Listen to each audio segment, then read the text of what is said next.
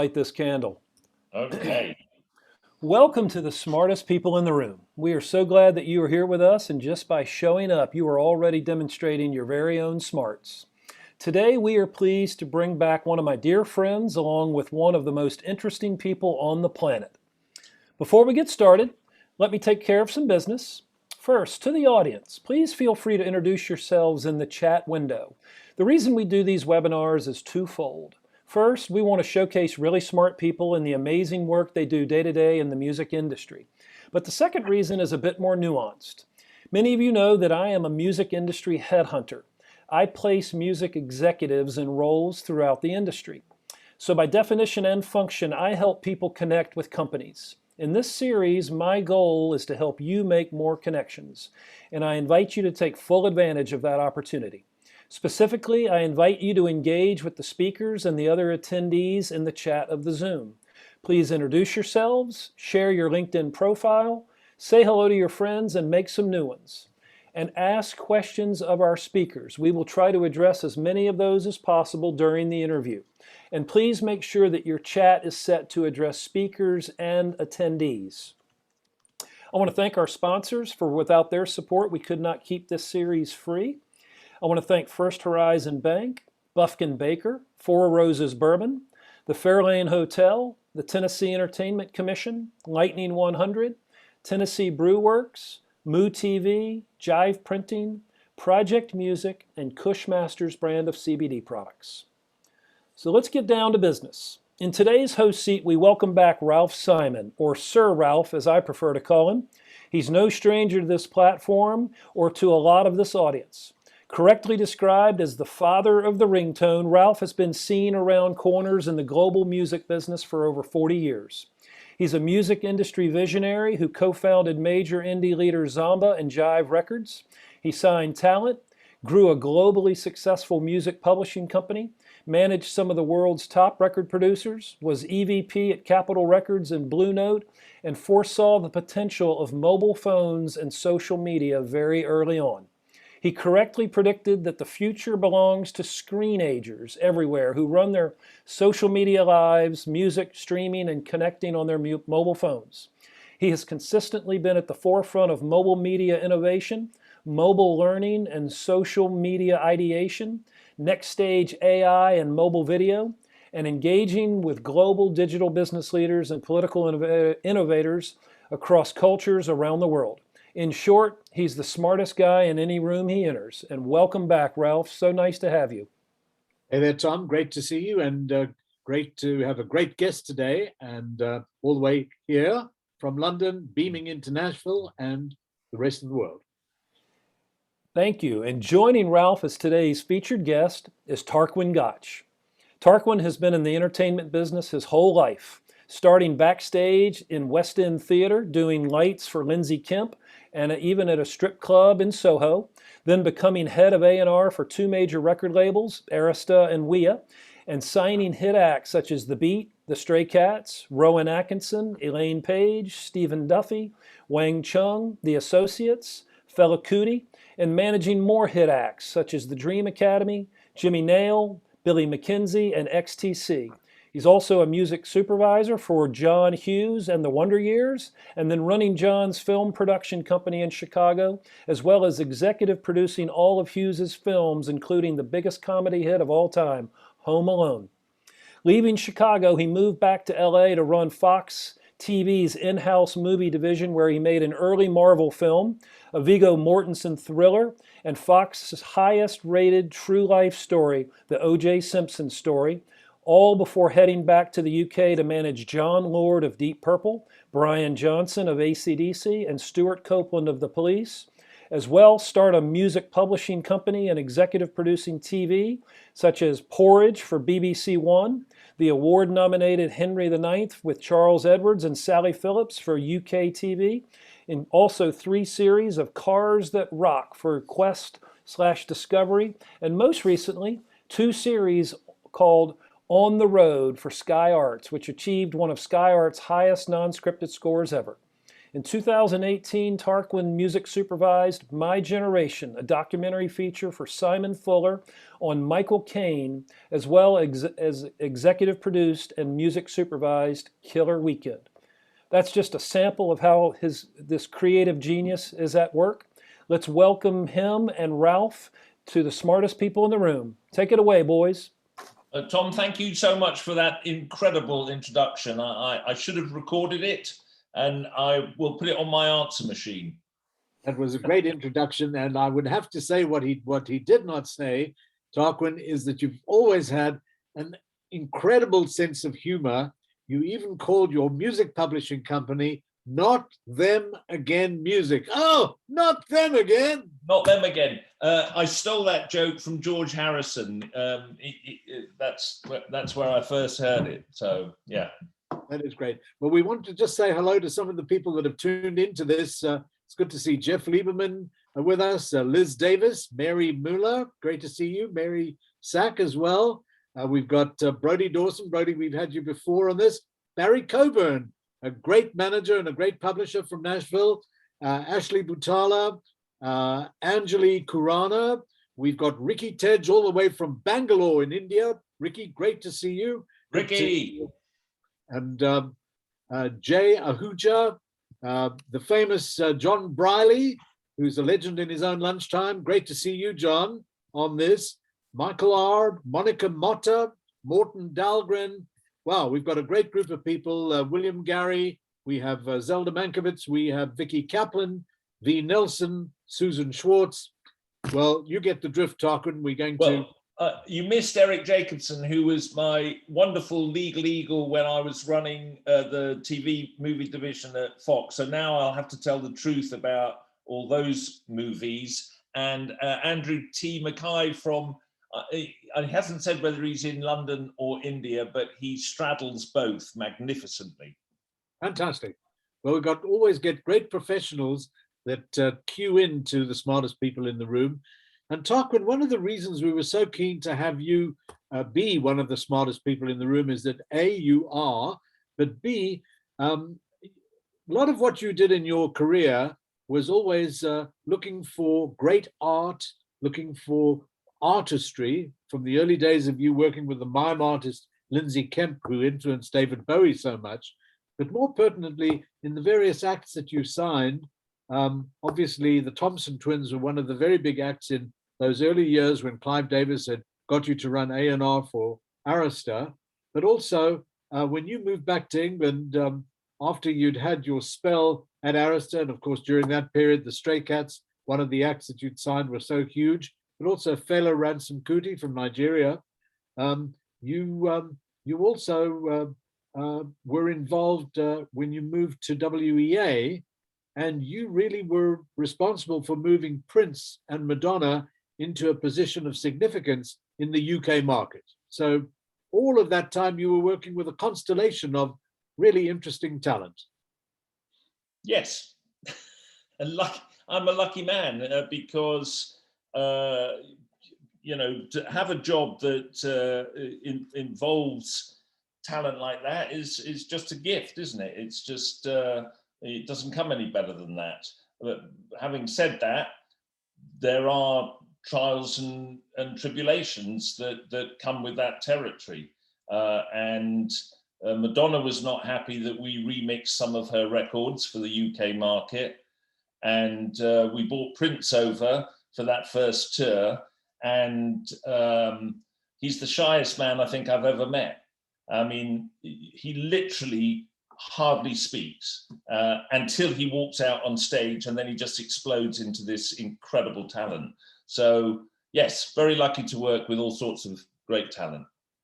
So one of the things that's really so interesting about your career, if you just go along the track that you took, was that it was almost as if you anticipated the fact that the future of the business was really going to be dominated by what we now call screenagers, with you having so much of a focus into this, first of all, the silver screen. Just tell us just briefly how you met Kelly Lebrock. Now, Kelly Lebrock was a famous actress or a model, or tell us about Kelly, because she introduced you to John Hughes. She did, actress stroke model. She was a fantastic model in England, and we used to hang out. And then when I went out to Los Angeles, she was living up Benedict Canyon, and I went to stay with her. And she said, "Well, you must come to the set."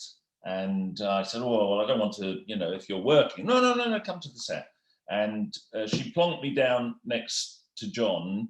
And it is one of those moments in your life which you never forget, where the road forks. Often in your life, the road forks, but you don't realize it. But that was one of those moments where I went, "Oh, hello, I think my life just changed." As I drove away from the film set, having spent 6 hours talking with John, I thought, I think my life's just changed. And that's an incredibly exciting moment, and I owe it to Kelly. So when you started developing that linkage with John, how did you come to having the kind of relationship with him whereby he entrusted you with the music responsibilities, but you also worked so closely with him where you were effectively an executive producer on his work?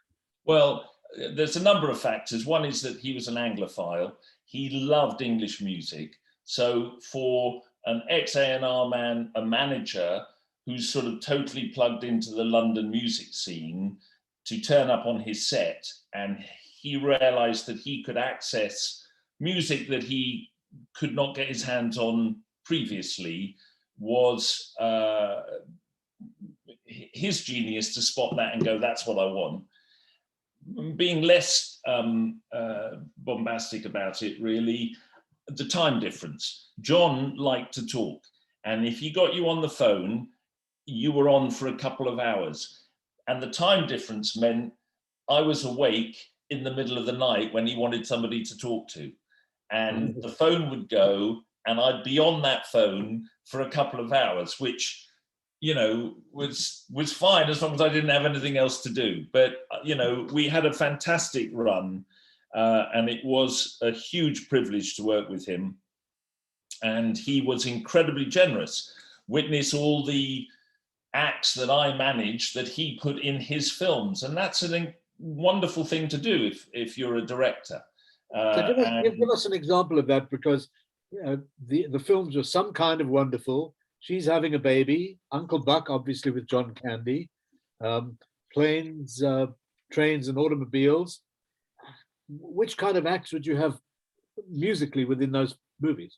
Well, he put the Dream Academy in, he put the Beat, he put he put them all in. He put acts that I was just baby acts, like Hugh Harris that nobody's ever heard of. He put him in The Great Outdoors.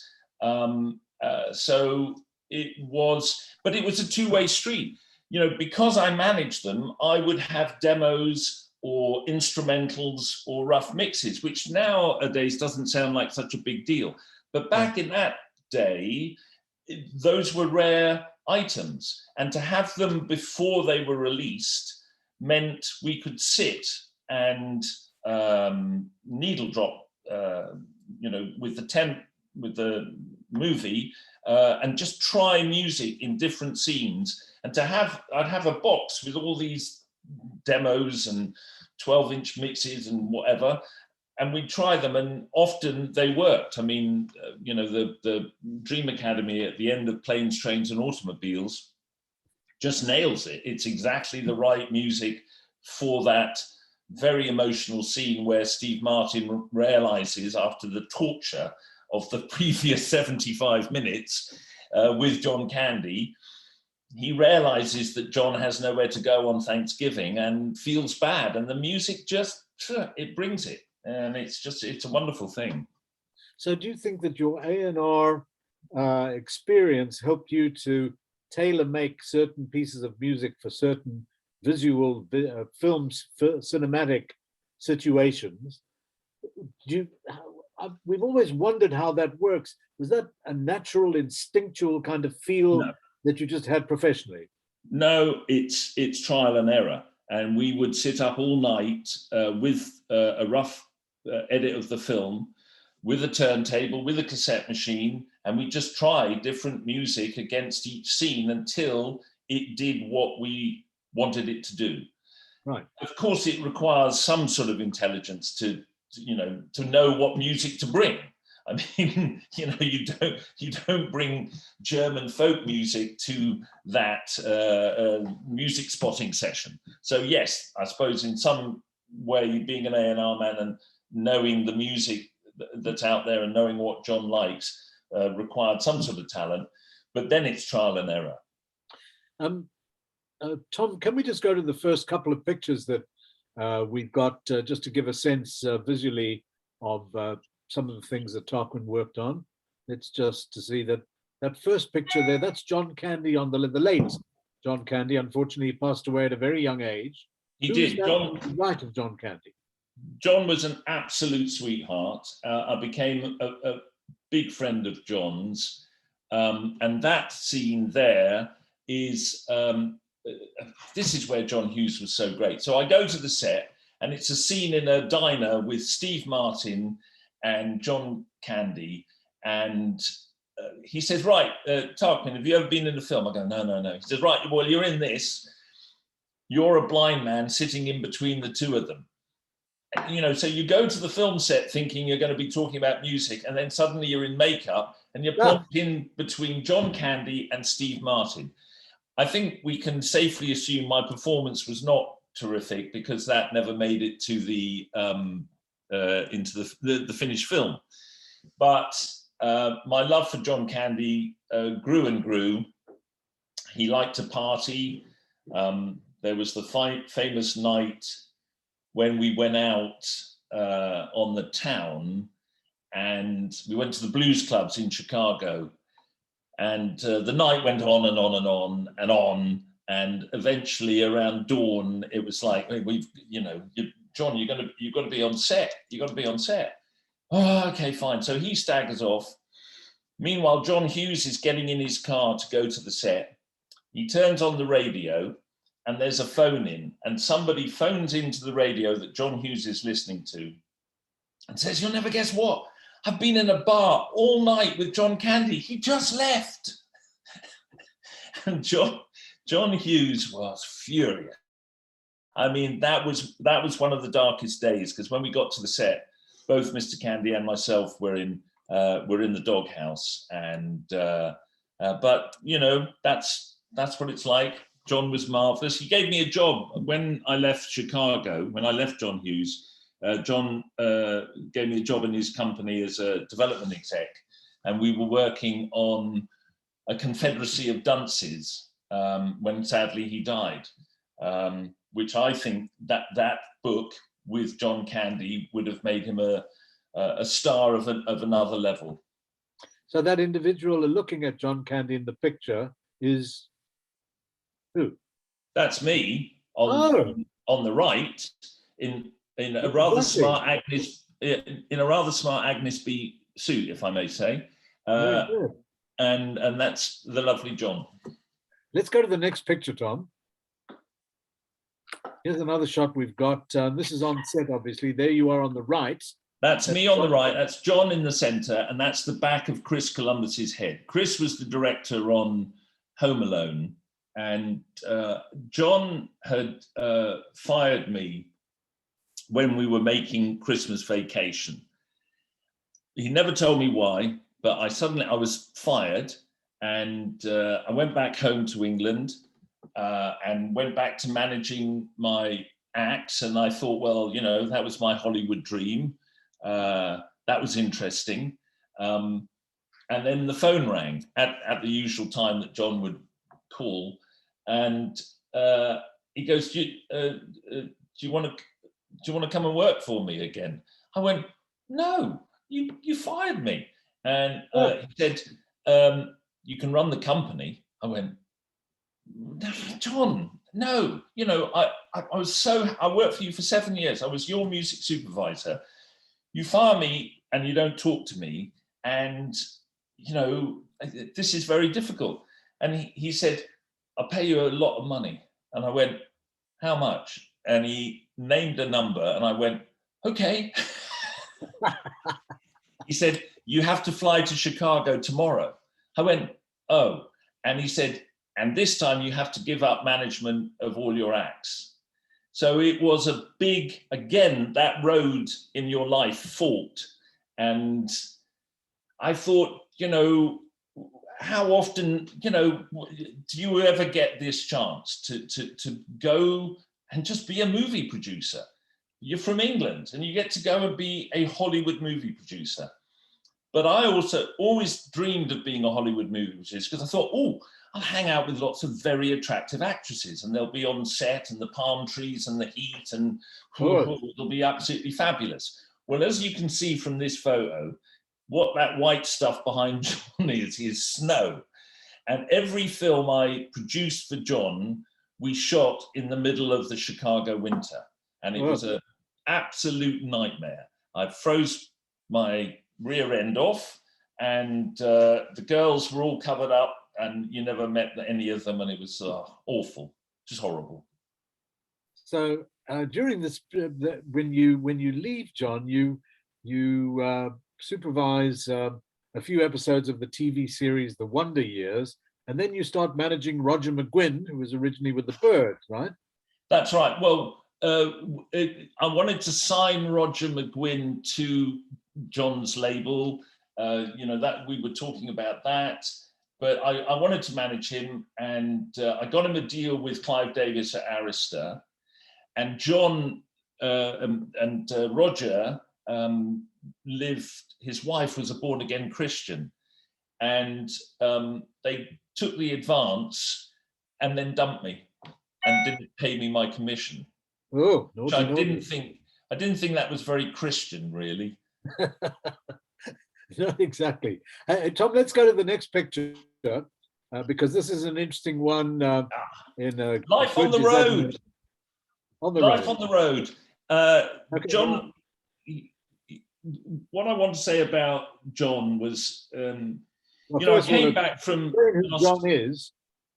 Well, John was the keyboard player in Deep Purple, and John Lord, and his daughter Sarah Lord had worked with me for many years. She was fantastic. She was so great, and she suggested that I manage John, and this is something important I really want to talk about. That when I was in Hollywood, when you fought your way up at the sort of greasy pole of corporate America, and you get yourself to a certain point, you sort of feel you can't go back, you can't go down, you've got to keep going up.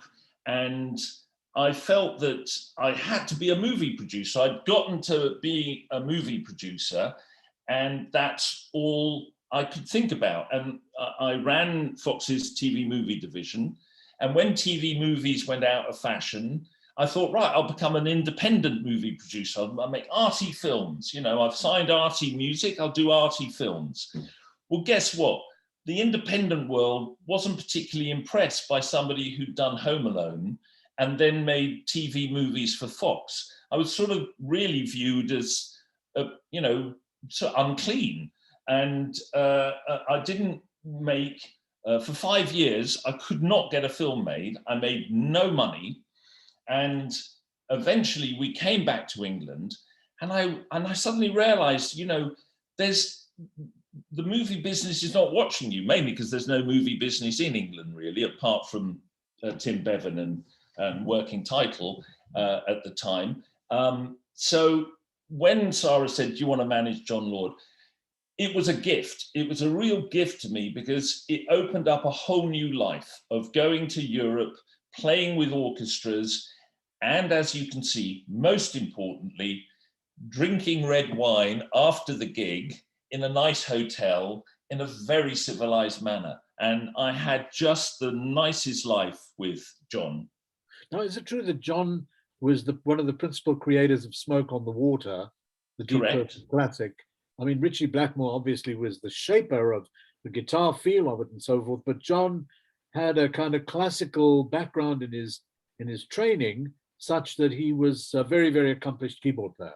He wasn't. He really tried to push that combination of rock and classical music, and we dealt with all sorts of issues. balancing an orchestra's sound with a rock band. I mean, the drums in particular are a nightmare. I learned an incredible amount from John, but you know, there are two sorts of stars in the world. They're the ones that are lovely and sign everybody's autographs. And John Lord is of that ilk. Brian Johnson is of that ilk. You know, they're just sweethearts. But I really don't like it, because you finish the gig and you want to get back to the hotel where you know there's a particularly good bottle of red wine waiting. And then you spend half an hour outside the stage door signing bloody autographs. And in retrospect, I much preferred Jimmy Nail, who wouldn't sign anything. Well, Jimmy Nail, we'll come to in a minute. Jimmy Nail was a Scottish artist. Oh, singer. He's from Newcastle. Oh, from Newcastle as well. And Not Newcastle, as well, only. Only, that's right. Newcastle is really important because that's also where Brian Johnson comes from, who took over the lead vocal role in AC/DC after Bon Scott had died in London during a bad winter when unfortunately he passed away. But before we do that, the interesting thing is that in some of your film background, I mean, you made the highest rated movie of the week for Fox with the O.J. Simpson story. You were in LA during that incredible time when the whole world wanted to know about O.J. Simpson and what happened. And then when you moved back to England, you started managing the career of Jimmy Nail, a guy with an incredible voice, almost like a Joe Cocker kind of voice, wouldn't you say? Yes. Well, to be honest, I managed Jimmy while I was in the States concurrently. And we made an incredibly successful TV series called Crocodile Shoes. We had platinum albums off the back of it. And it really, you know, I bought what I'd learned from John Hughes about music and visual moving images and applied it to television. And it worked gangbusters, multi-platinum album. And you know, huge tours and loads of money. It was absolutely great. But just going on the TV movies, you know, now ripped from the headline movies, documentaries, dramas, etc., are very popular, win Oscars, you know, become the big blockbusters of Netflix, like The Queen, etc. But when I was doing it, it was sort of slightly second division. You were slightly looked down upon if you did rip from the headlines. But I did a fantastic 4 hours on Woody and Mia with Patsy Kensit and the O.J. Simpson story.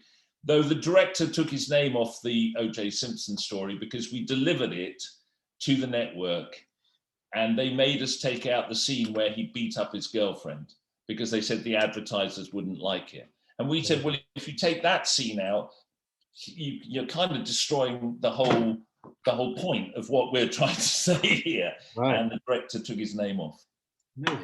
Amazing the way it works out.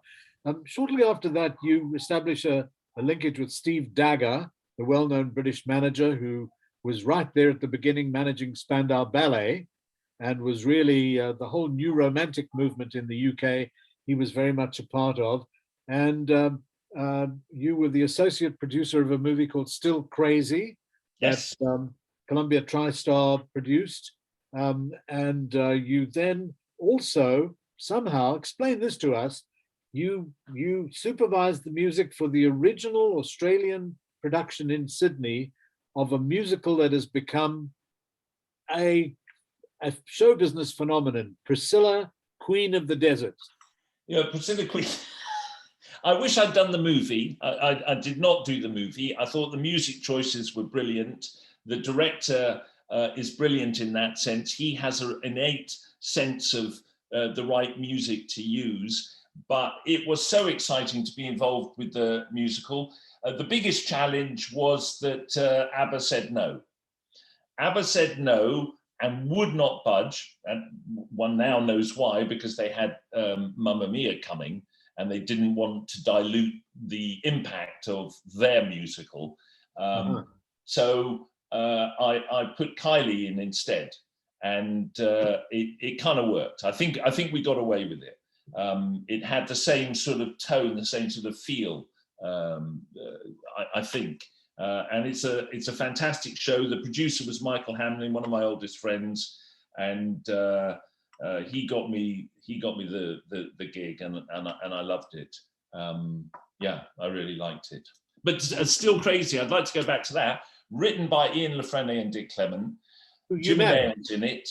You manage these two names you've just mentioned. Yes, Ian LaFrenne and Dick Clement are. Ian's one of my very oldest friends. I represent them in the UK, and they were the writers on that, and they brought me in with Steve Dagger, who I love, and I've known him since the Spandau Ballet first started. I tried to sign Spandau Ballet, and the bastard went and signed with Chrysalis. But we've never let that ruin our friendship. And I so admire Steve for what he does, and for making me laugh as much as he has throughout my life. I really treasure that friendship. And he, of course, manages, because of Spandau Ballet, he still manages Gary Kemp, and we'll get on to Rock on Tours. But just, Gary Kemp we brought into Still Crazy to teach Bill Nye how to play a rock star, how to be on stage. And it was such a great movie to be involved with. Unfortunately, it bombed at the box office because Sony said, "Oh, there's nothing happening that weekend. They're just re-releasing The Exorcist. Nobody will go to." No, wrong. They all went to see The Exorcist. They also did a horrible poster, which was a sort of homage to the Spice Girls. It was a Union Jack guitar with a wilted neck, which looked like a flaccid, you know what. And it was just horrible. And I mean, of course, all producers blame the marketing department at the film company for their flops, of course. But in this case, Sony TriStar deserves some stick.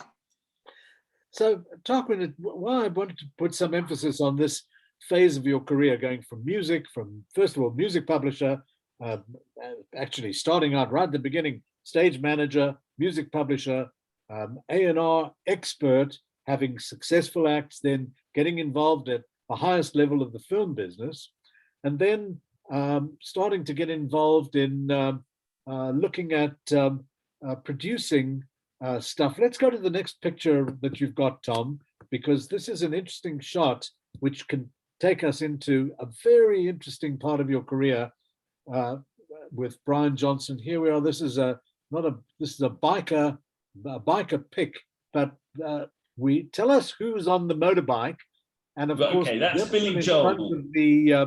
The motorcycle shop with a flat cap on is who? It's Brian Johnson, of course. And that's Billy Joel roaring up. And this comes from the TV series I make with the production company Something Else, with my very, very good friend Ian Sharp. And we've made two series where Brian chats to his contemporaries. And what makes the show different is that it's not a journalist interviewing a rock star. It is two successful musicians comparing notes on their career. And Brian's ability to warm people, Billy was not easy. It wasn't easy, but Brian just has a charm about him that just makes people come on board. And he really, that was a great show. I mean, they're all great. I mean, the one with Mark Knopfler, absolutely unbelievable. So great. So you had Brian Johnson basically interviewing his peers, or music peers in a sense, and that great Newcastle Geordie temperament and personality, such a warm and welcoming kind of personality, would come across to the talent. Correct. And let's go to the next picture, Tom. There we've got Brian actually extolling his talents and his personality with that wonderful, wonderful, great artist, Dolly Parton. Tell us about that. Dolly Parton. I mean, does it get any better? Is Dolly not Nashville's greatest achievement? I just, words that so professional, such a sweetheart, such a pleasure to work with. That's Brian on the end. That's our director in the middle, Chris Walker. There's the handsome executive producer, yours truly, and that's Ian Sharp from Something Else on the end. But we went. What did they talk about when they did this particular episode? I mean, what would Brian Johnson, as AC/DC's screecher in chief, have with Dolly? Oh, they got on like a house on fire. There was, that lovely almost flirting going on that Dolly's very good at, and Brian's no slouch at either. They talked about writing a song together, and I, for about a year afterwards, I kept trying to get Brian to go back to Nashville to do it. But no, it was one of the best shows. It rated its arse off. And again, they sort of compared the way they both came from disadvantaged backgrounds, and what we've learned in those shows is that the struggle is the interesting part. And when you get to the sort of fame and the huge success, it's a lot less interesting.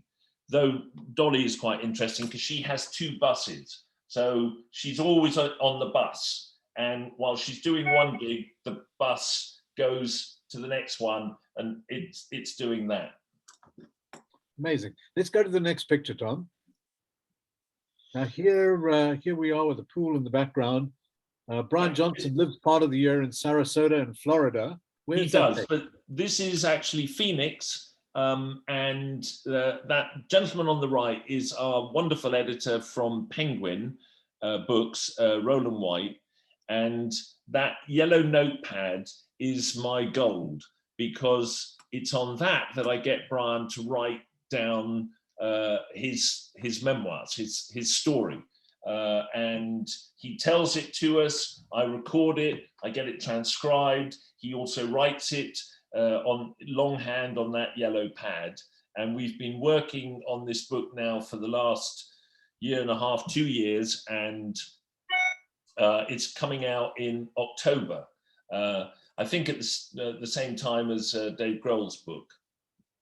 So is the book about his life as a professional, his life on the road with AC/DC, or his life in cars? It finishes with when you met him, Ralph, at the time of Back in Black, when your illustrious client was producing the album.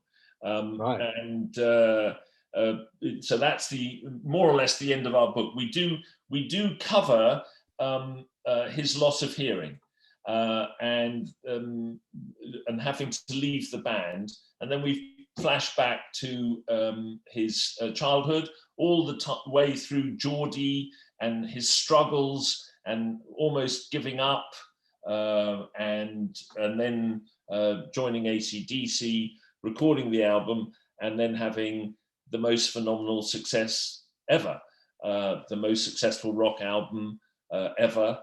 I mean, it's a bit like me when I went and produced Home Alone, and it was the most successful comedy of all time. And you go, oh, well, this is easy. I then produced 3 complete flops. Oh. Brian did a lot better than me. Well, Back in Black sold 40 million copies, incredible. But has he now lost his hearing, or is he able to use cochlear implants to? He's got that's right. He's got hearing aids. He can hear. His hearing is not what it was, but he can hear and he can sing. So the book ends with him rejoining AC/DC to record the most recent album, because we like a happy ending. Got to have a happy ending. Always. What is it? There was a Broadway producer who saw Sting's The Last Ship, And I said, what did you think? And he said, oh, it's not going to work. And I said, why not? He said, well, it's not gay enough. It's not got enough sex, and it hasn't got a happy ending. And I thought, right, okay, that's what you need to know. So just to speak about Brian, you basically made a program called Cars That Rock and On the Road, 3 different series with Brian, right? Correct. Well, 2 series with Brian. We did Cars That Rock, 3 series of Cars That Rock, where Brian's an immensely wealthy man, and I can't make him make TV shows for money, because right. he earns so much from AC/DC. It doesn't make any sense. So I have to find things that make his life more interesting. He has a passion for cars. So we came up with the idea of a TV series where he gets to drive a Bugatti. He gets to drive the latest Bentley. And guess what? He was interested. And we got to make 3 series. There were some tetchy moments, driving up and down the M40, because as everybody knows, the English car industry is based in the Midlands, which isn't the most picturesque part of the country, he said tactfully. Oh, well, all of your years with the English beat who came from that place, or general public, Dave Wakeling and Ranking Roger. I know. I keep doing it. Stephen Duffy, they all came from Birmingham. And, I'd go and see them, go to the pub gig or whatever. And then I tried to go home, and you find yourself driving around Birmingham at 1 a.m. trying to find your way out. And now I've got the Newcastle thing with Brian, Jimmy Nail's up there, Ian Lafrene's from Newcastle. So at the moment, all roads lead to Newcastle. Wonderful. I'm going to say better than Birmingham. Oh, no, better not. So a couple of years ago, you teamed up with Simon Fuller, who was one of the creators of American Idol, and of course managed the Spice Girls during their great era, and of course Annie Lennox. But you worked on doing something really interesting with Michael Caine, where you decided what you needed to do is to catalog the swinging 60s in Soho, which spawned so much incredible creativity. Tell us about that, and tell us about how you would get Michael Caine to say, all right, mate. It's Ian Lafrene and Dick Clement again. They wrote it. They are friends with Michael. Simon was the producer, and he put his money where his mouth was. And I joined in because the music was sort of floundering a bit. But Simon made really brave decisions. He decided he didn't want to have any talking heads, even though they'd filmed people as illustrious as Paul McCartney, etc. He only wanted to hear them. He wanted only archive film. And I said, I'll get you 60s music. We'll go for the interesting stuff, that maybe not the hits, because he said, no, I want the hits. And of course, Simon Fuller wants the hits. I mean, his whole career in television is about the hits. So he really spent money. And even though we had a great budget, it was really difficult getting the Beatles. It was really difficult getting the Rolling Stones. But I'm very proud of that film. I think it does give you the feeling of what it was like to be in London in the 60s. Ian Lafrene was there and trying to, he said it was like a small party, and you just had to get invited, and then when he finally did, he was like, whoa. I think the movie gets that across. So if someone who's watching this now might want to try and find that movie online, how would they get it? Amazon. On Amazon Prime. And yeah. It's called? My Generation. My Generation.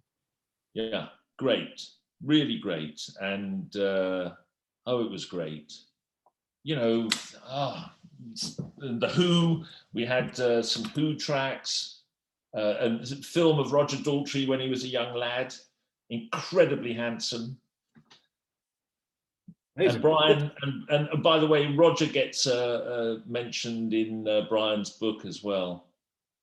Excellent. Let's go to the next picture, Tom, because this is one of your important clients that you now manage and have really helped reshape his entire career.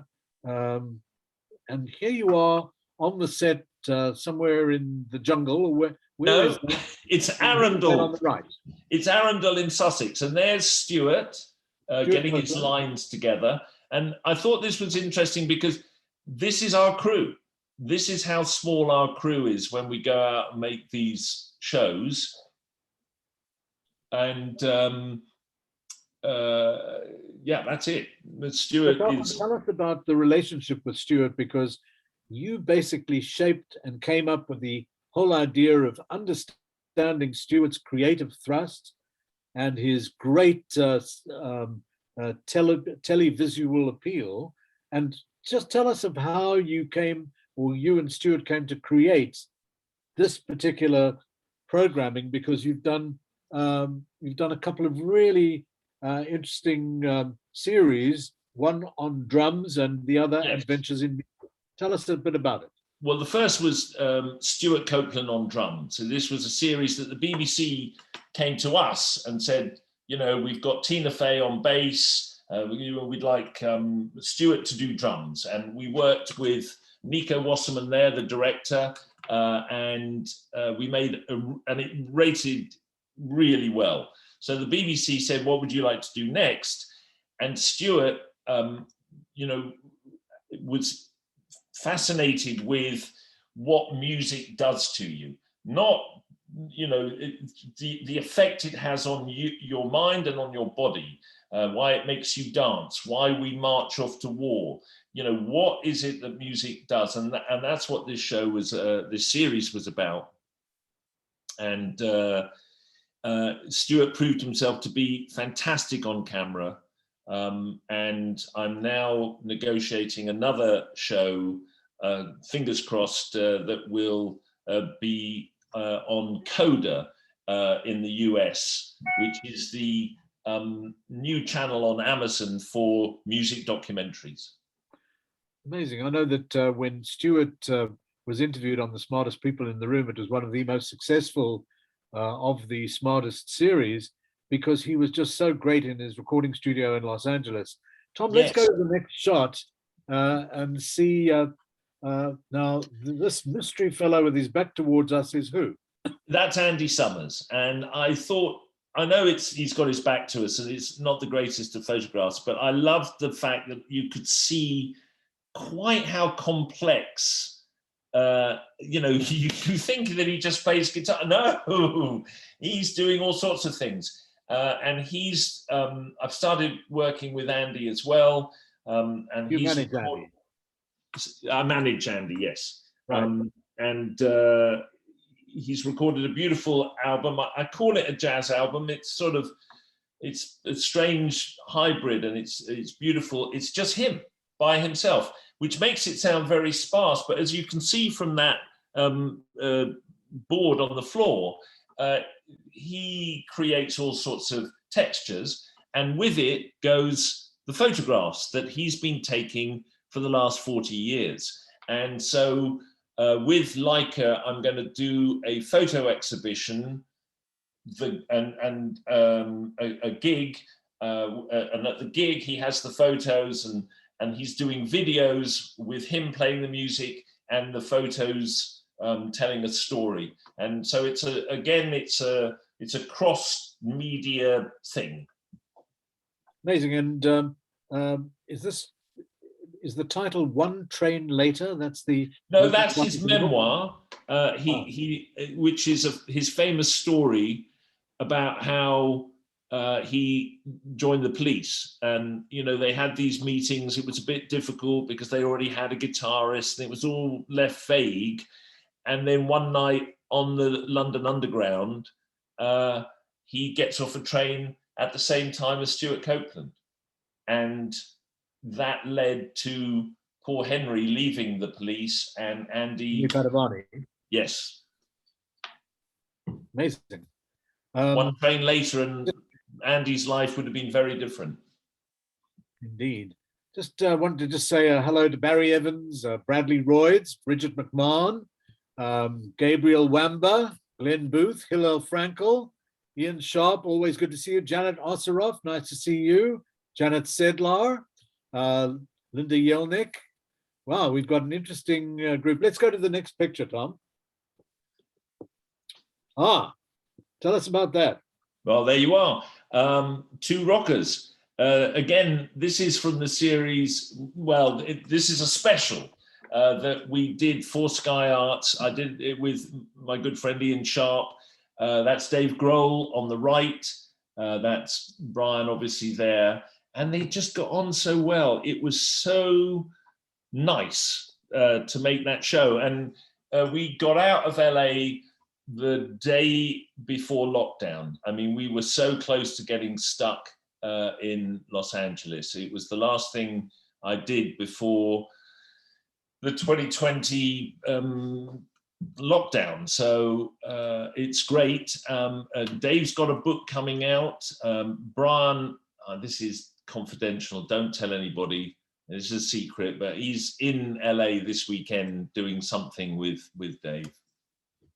So there was just this natural chemistry between the two of them, because clearly they both have got such a deep well of artfulness in their craft. Yeah, and admiration for each other's talent, and they're just nice people, you know, and that's what's made this series so great. You know, Brian with Mark Knopfler, the two guys back in Newcastle, and it just was a special, one felt privileged to be in the pub with the two of them chatting and playing old songs and talking about how, you know, Joe Brown was such a, you know, influence to them both. And it was just great. Just great. Amazing. Let's go to the next picture, Tom. You know. What have we got next? Oh, this is a poster from this. Yes, past I took this last Christmas, and I was walking. It was in where I live in Lewis, and I was walking past this billboard, and there's Home Alone. You know, it's 30 years old, and to still be relevant or worthy of being bunged on a billboard is the greatest compliment to a piece of art. Longevity, being able to still resonate after so long is it. I mean, that's it. And I am so proud to have been involved with that. When I thought I'd become a Hollywood movie producer, I didn't realize I'd become this, you know, really impressive guy to 8-year-olds. But hey, take what you can get. What's interesting about that poster is if you look at the movie on the right-hand side of Home Alone, Soul, just won 3 Oscars, one for the music, John Batiste, and an incredible composer, Atticus Ross, just incredible music from the Soul, the Disney cartoon movie. And as you can see, it's for the Disney streaming, and the battle is on. And we're witnessing the most extraordinary fight, I think, with streaming, with Netflix and Amazon. Apple seems, you know, I don't want to make predictions, but, you know, I think the fight is on, and others are joining in. I watch this space. I think we're going to watch the TV industry go over the same cliff that the music business went over when Napster hoved into sight. Very interesting. Just want to say a big hello to Nick Page, great producer, always working on interesting stuff. Patrick Clifford, one of the great A&R specialists, someone with a great musical taste. Great to see you here with us today. And let's go to the next picture, Tom. I think there's only one more, I think. Aha! Yes, right. Here's an interesting one. That's on the right is who? That's Gary Kemp from Spandau Ballet, managed by the magnificent Steve Dagger. In the middle is Ian Lafrene, the writer of Porridge, Still Crazy, and My Generation. And that's Guy Pratt, brilliant bass player with Pink Floyd, also played for Madonna and Michael Jackson, and is one of my oldest friends, lived with me in Los Angeles for a while. And Guy and Gary have come together to do a podcast called Rock on Tours. Yes, we'd love to hear about this, because we understand that this is the #1 music podcast on Apple. It is. Apple Music. Tell us about it that. is. And it's a charming show. It's produced by a fabulous man called Ben Jones. It's distributed by Warner's, and it's proving very popular because it's the same principle as On the Road. It is two stalwarts of the music business talking to their peers. And so there is a shared experience, a shared knowledge. They can use as shorthand in their conversations. They don't have to explain everything in longhand. And the conversation flows and is interesting and fun. And we're finding out, interesting facts that, nobody had heard before. I'm very proud of this show. It's great. It's going from strength to strength, and but there's no money in podcasts, in case you're all thinking of starting one. So the name Rock on Tour, it's like an entrepreneur or an auteur, or how did the name come about? Well, it's from raconteur, telling stories, because both Gary and Guy can tell a fabulous story.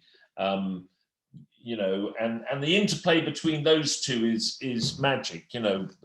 Guy has always been a funny man. He did stand-up comedy for a while, and Gary is quite sensible, and so the combination is fantastic. So Tarquin, a couple of things I want to just ask you, because what seems to be so consistent about you as an individual, you as a professional, you as a creative, you like working with people that you like, good friends of yours, so that you can have a really good vibe, because good vibe produces good creativity. But if one looks at the flow of your career and the way that now, today, what you're doing is right smack bang in the middle of what people are doing, that is to say, where television is a dominant medium. Obviously, the full-length feature business is a different kind of thing, but television is quicker, faster than making a movie. When you, with the artists that you manage, particularly Stuart Copeland, now Andy Summers, and your ease with working with contemporary music and just understanding the way that the creative pieces come together, the pieces of the creative mosaic, what drives you in what you are looking for next? How do you come up with interesting ideas and themes, and how do you ricochet the ideas with the people that you work with? Well, what you quickly realize in our media world, the most precious commodity is people's eyeballs. I am so thrilled that people have taken time to watch you and me, Ralph, because they have so much choice. And so getting seen, getting known, getting heard is the issue. And if you work with somebody like Brian or Stuart or Andy, who have a name, who have some sort of following, it's not just about selling streams or CDs. It's got to be about how can we parlay that into all sorts of different areas. So we take Gary and Guy and we go into podcasts. Brian, we go into TV and books. Stuart did a podcast about his dad, My Dad the Spy, for Audible. Andy with the photo exhibition and little films using his photos. And so it's looking for ways to take a name that has some recognition and put it in a new frame that interests people. And that is that's what drives me. Plus, I hate going on the road, so I'd much rather organise TV shows and stay home and have somebody else go out on the road. Mainly, don't want to go on the road. I know we've got someone who's watching this today is a great guy by the name of Rick Blasky, who shares many of your thoughts in terms of creative development. Rick, there you get a wave there from Tarquin. And Tarquin, if I may ask you, I know that when people hear your name, Tarquin Gotch, and they say, well, that's a gotcha moment, but it's such an unusual name, you'll never forget it. You don't even have to have a business card. Tarquin Gotch, you can never forget. That's right. It's very, very good in show business because, as you say, people don't forget. It's terrible if you borrow money.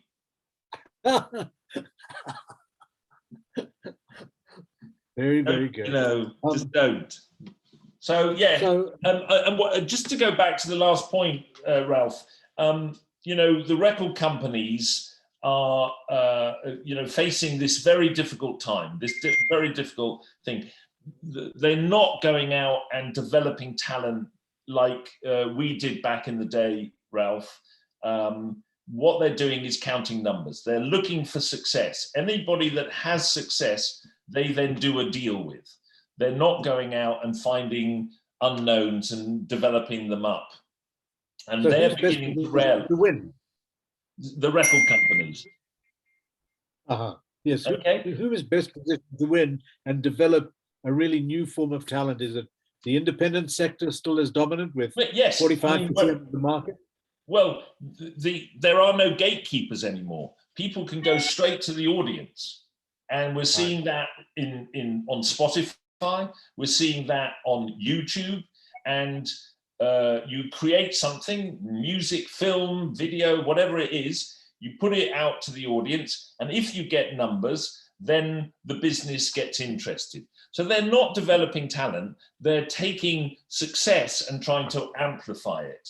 But what they're realizing is you can't just amplify success with record sales. So what are they doing? They're buying podcast companies, they're buying film companies, they're buying book companies. You're seeing book and film and TV all coming together because you have to play you have to parlay that fame into all sorts of areas.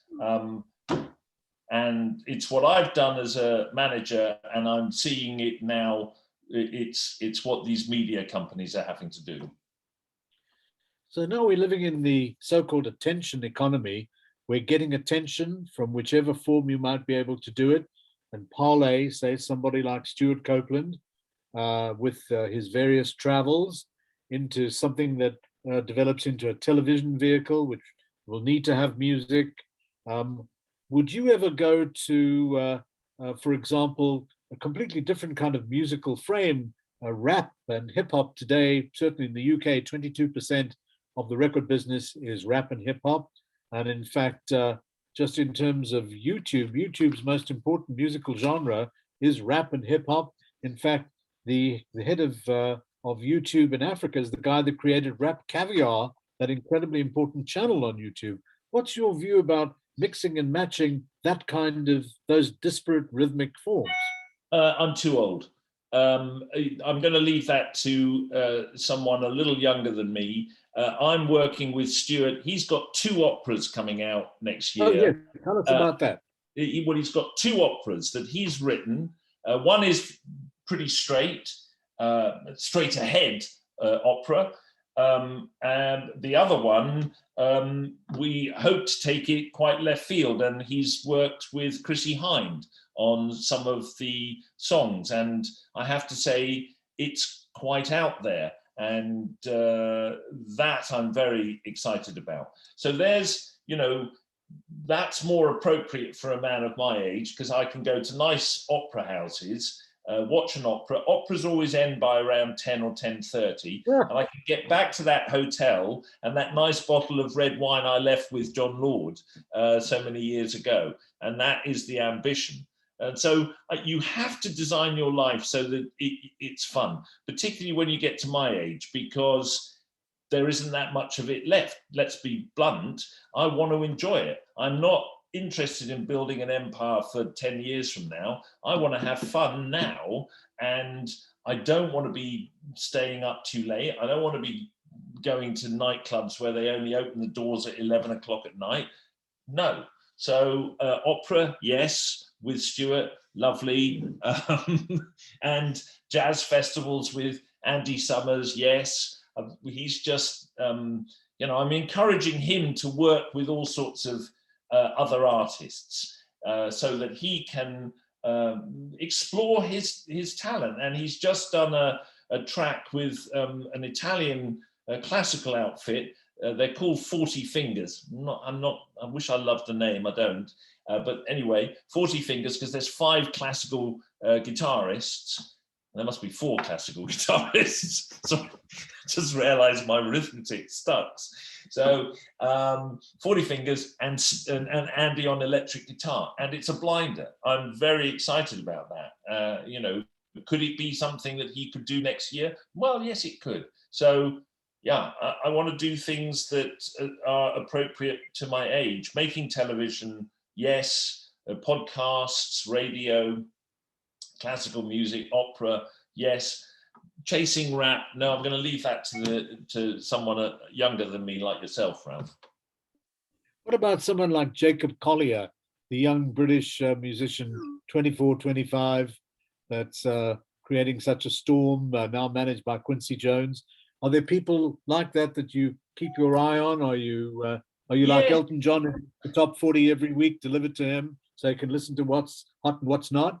That Clive Davis used to do the same, and you used to sit in Clive's office and he would have the stack of all the records and he'd put it on and he'd listen to about 30 seconds, and if it wasn't really happening, off. Next. And I do try to keep my tastes eclectic, but I've got kids and they only listen to hip hop and rap, and and I'm in my bubble and they're in their bubble, and it's kind of sad. I'd like to know how to sort of break that down. I do try to listen to their stuff, but in the end, I just want to go back to listening to the sort of music I like. Well, maybe you can find John Batiste, who's this incredible musician originally from New Orleans, that maybe could work with Andy or could work with Stuart, or that's right. Could be the interesting subject of some new music series that you could come up with. That's right. And music formats. The trouble is that pure music on television doesn't work. It hasn't been rating. Right. The audience isn't interested. Simon Fuller and others were clever in finding formats that were sort of game show and music, and that has entertained people. Ian Sharp and myself went a different road. We did music documentaries, tell people a story with music. That's a way of getting music on television, and that's the key, really. How do you get music exposed without just playing live music? Because for me, there's nothing more boring than watching hours and hours of Glastonbury. I just don't understand it. I get so bored. Not interested. Well, I'm pleased to say, as we come to the close of this session, that one of your programs has just been nominated as the best music program for broadcast. Which one is that? It's the one with Dave Grohl, which I made with Ian Sharp. And we were nominated last year for the show we made with Mark Knopfler, and got beaten by another program from his production company. So we're at a table and we didn't win, but the other people at the table did. It was infuriating. But this year, we're up for another, and so is the other side of the table. So I'm hoping that we're going to win an award for Brian and Dave. That would be a wonderful thing. That would be a wonderful thing.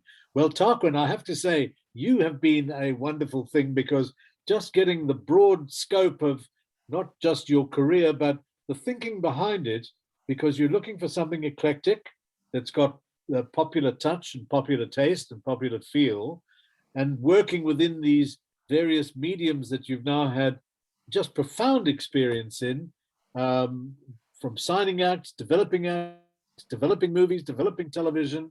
You really are very much a modern Renaissance creative and creative maker. So certainly, I just want to say a huge thanks to you. You live in a fantastic part of England, in Lewis, just near Lewis, in Sussex, which is green and magnificent and just beautiful. And what can we say? Tom, just so great that you got Tarquin, so we could say gotcha. All right. Well, Ralph, thank you for making it so easy and so enjoyable. I'd like to interview you about your days at Blue Note. I think there's a few stories there we'd all like to hear. Tom, thank you so much for inviting me on the show, and thanks to everybody who's taken time to watch. It's been an absolute blast. Thank you very, very much. Well, you're welcome, but the true thanks go to both of you. First to Sir Ralph for just, again, delivering an incredible interview. Thank you so much for everything you do. And especially to Tarquin, because Tarquin, you are an amazingly talented creative genius who's left quite a mark on my family. We still watch Home Alone. I've got a 25-year-old and a 21-year-old, and we still watch Home Alone every year together and love it. And so thank you for the body of work, all the bands that you've worked with, AC/DC, The Police. These are Spandau Ballet. These are the song tracks of my life. So thank you so much. An absolute pleasure, Tom. Thank you. Right on. To the audience, thank you for your time and attention. We'll be back here on Tuesday with two more of my favorites. Dick Wingate hosting a Brit named Hazel Savage who lives in Singapore. So we continue to scour the globe looking for rock stars like the two we've presented today. So please come back, and I will sign off with my customary goodbye, and that is be nice to each other and get a shot. With that, good night, folks. Night all.